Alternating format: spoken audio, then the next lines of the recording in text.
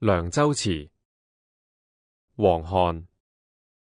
葡萄美酒夜光杯，欲飲琵琶馬上催。醉臥沙場君莫笑，古來征戰幾人會？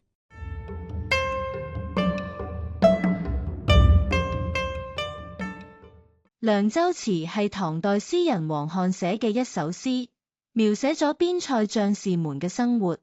詩中講到，詩人用閃亮嘅夜光杯裝住葡萄美酒，正想痛快暢飲嘅時候，樂師馬上就彈奏起琵琶，就好似喺度催促佢哋出發上戰場。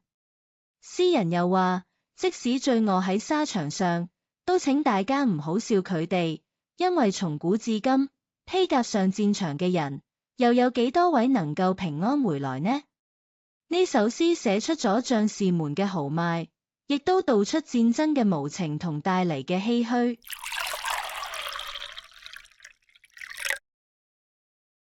涼州詞，王翰。葡萄美酒夜光杯，欲飲琵琶馬上催。醉臥沙場君莫笑，古來征戰幾人會？涼州詞，王翰。葡萄美酒夜光杯，欲飲琵琶馬上催。醉臥沙場君莫笑，古來征戰幾人會？